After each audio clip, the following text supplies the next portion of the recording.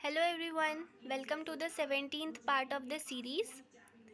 आज हम डिस्कस करेंगे convex concave rule. Joint complex से शुरू करने से पहले हमें ये रूल के बारे में जानना बहुत ज़रूरी है। आई होप आपको कॉन्वेक्स कॉन्केव क्या होता है ये पता होगा। अगर नहीं पता है या कुछ डाउट है आपको तो एक वीडियो मैंने इस पर बनाया था, उसका मैं लिंक डिस्क्रिप्शन में डाल दूँगी, आप देख लीजिएगा।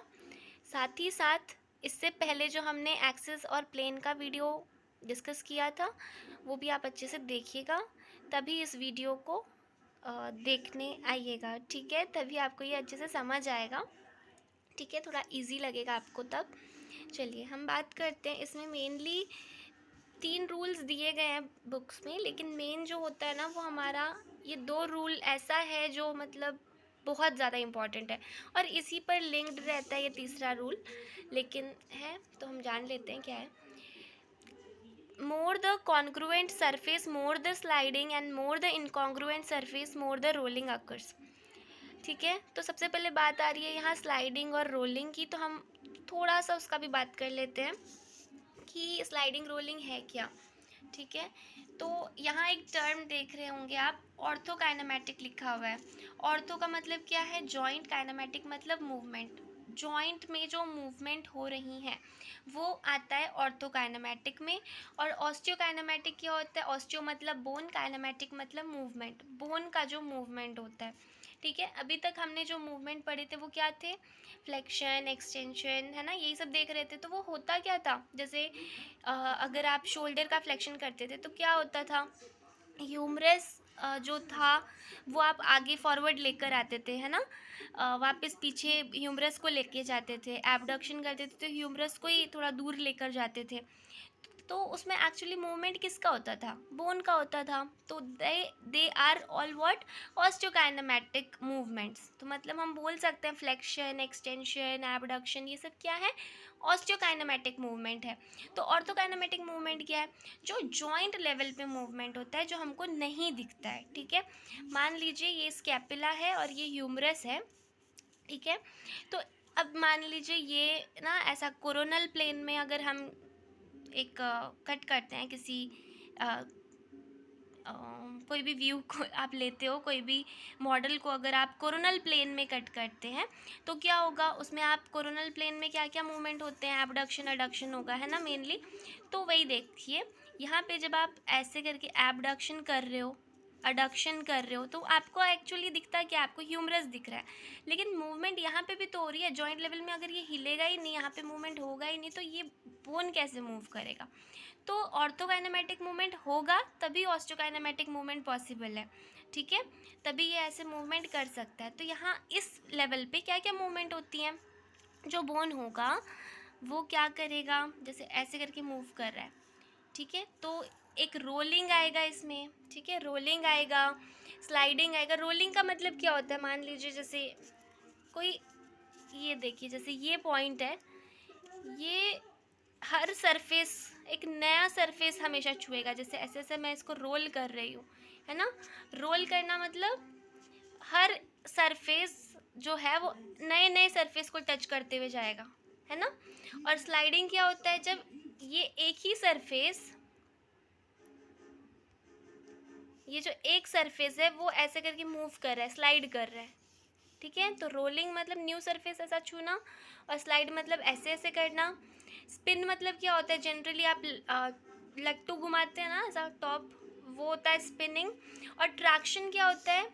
ट्रैक्शन जब आप यहाँ से बोन का जो स्पेस है उसको बढ़ाते हैं, ट्रैक्ट करते हैं।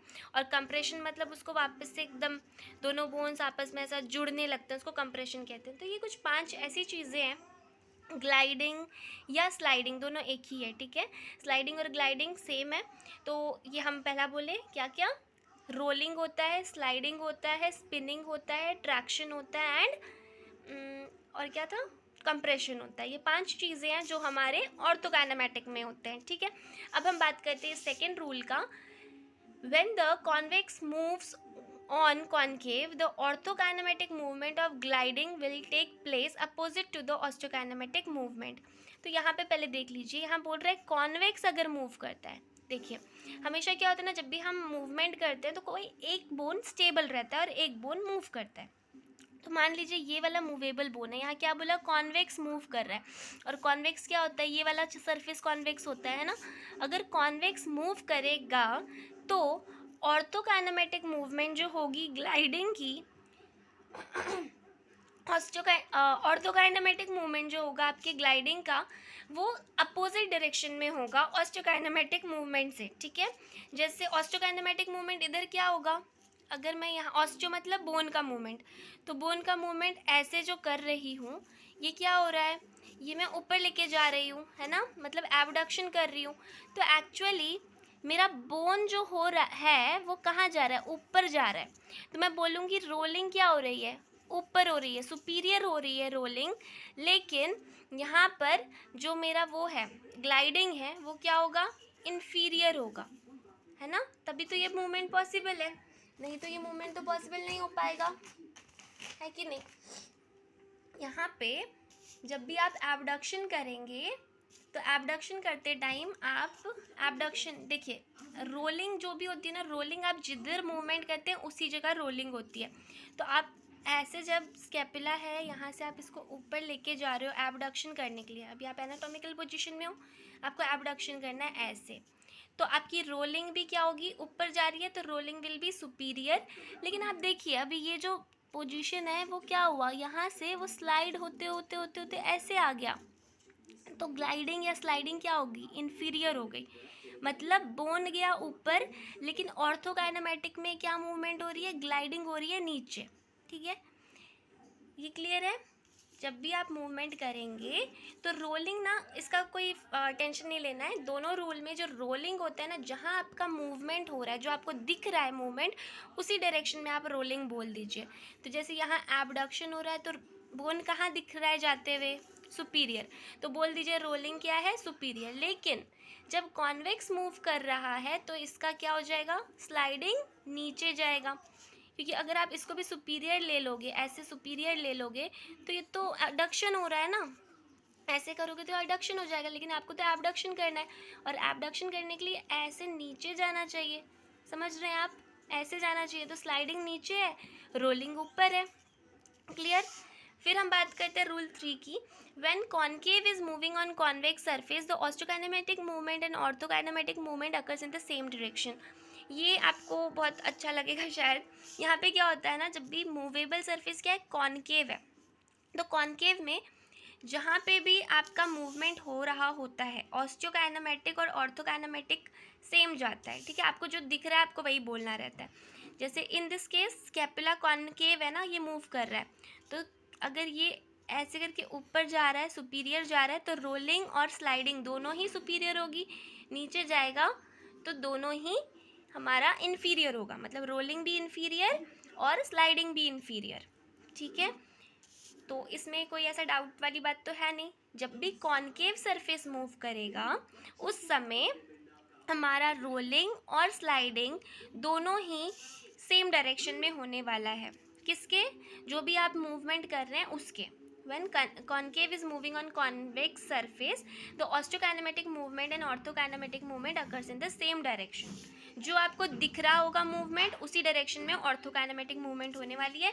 जबकि इस रूल में जब भी कॉन्वेक्स मूव करता है तो आपको बस किसका ध्यान देना है, ग्लाइडिंग के बारे में सोचना है, क्योंकि रोलिंग में तो भाई दोनों में सेम ही है, रोलिंग आपको टेंशन नहीं देगा। रोलिंग जहाँ ऑस्टियोकाइनेमेटिक मतलब जहाँ बोन मूव कर रहा है वहाँ आप रोलिंग बोल दीजिए। अगर आप ऊपर हाथ लेके जा रहे हैं तो रोलिंग भी ऊपर हो जाएगा, नीचे लेके आ रहे हैं हाथ तो रोलिंग भी नीचे हो जाएगा। बट अगर आप इसकी बात करते हैं, ग्लाइडिंग की या स्लाइडिंग की बात करते हैं, तो जब भी कॉन्वेक्स मूव कर रहा होगा तो ग्लाइडिंग को अपोजिट बता दीजिएगा, और कनकेव में तो दोनों सेम ही है। आई होप आपको ये समझ आया होगा। अगर तब भी कोई डाउट है तो प्लीज़ मुझे कमेंट सेक्शन में ज़रूर बताइएगा, मैं ट्राई करूँगी इसको और इजी वे में समझाने के लिए। I hope it will be helpful for you. Thank you for watching.